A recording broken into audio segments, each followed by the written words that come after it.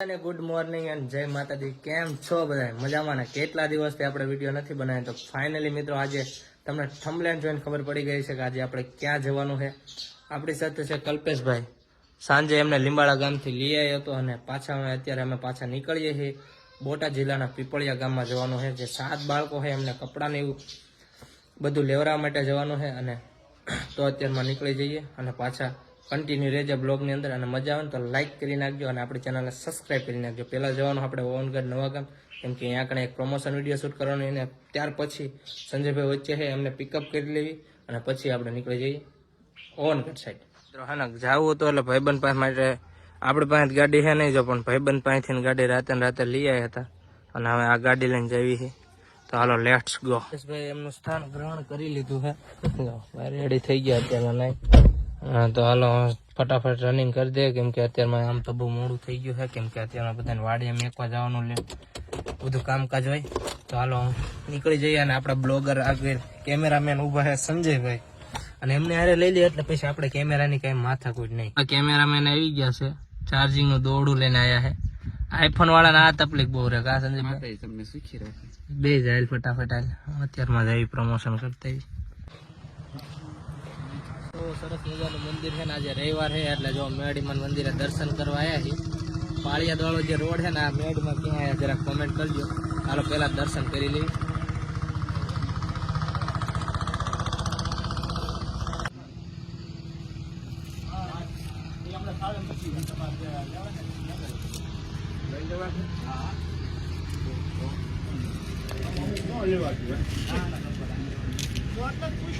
અત્યારમાં દર્શન કરી લીધા છે અને સરસ મજાના મેળીમાં દર્શન કર્યા અને હવે પાછા નીકળી જવી, કેમ કે હવે છે ને 10 વાગી ગયા છે. અને જો સરસ મજાનું લોકેશન છે ને, આ બાજુ જો આ હાઈવે છે અને હવે બસ સંજયભાઈ જો આવે છે દર્શન કરી, તો બસ હાલો હવે ફટાફટ પાછા નીકળી જઈ, ખોટું મોડું કરાવીને.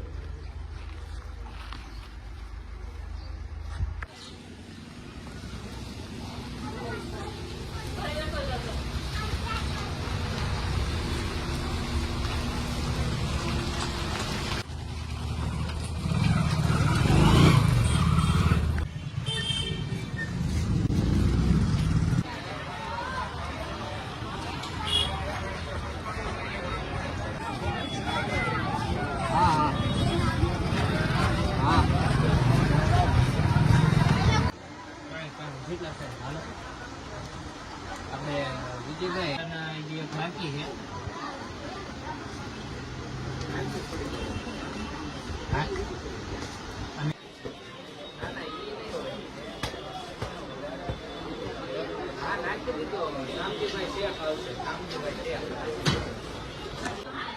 રાજ શક્તિમાં બોટાદની અંદર દુકાન છે ભાઈની. શું તમારું નામ?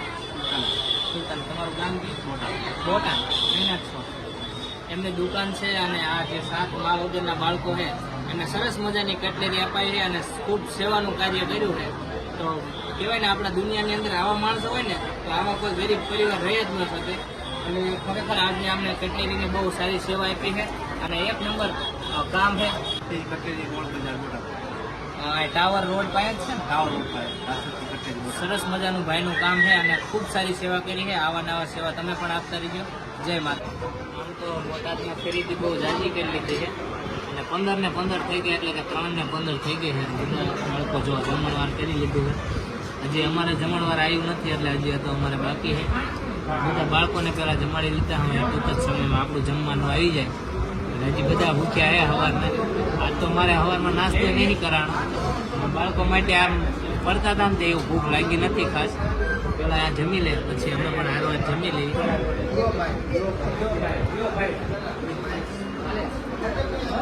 મિત્રો આખું બોટાદ ફરીને આવતા રહે છે અને પાછા બધા બાળકોને જો સરસ મજાના કપડાં પહેરીને આ બાજુ જો બધી સામાન ને બધું લાવ્યું છે, કપડાં ને એવું, ચંપલ ને બધું પહેરાયું, ફોટા પાડ્યા અને પાછા અમે રવાના થઈ છીએ, કેમ કે આમ 4:30-5 વાગી ગયા છે, કદાચ ખબર નથી રહી ટાઈમની.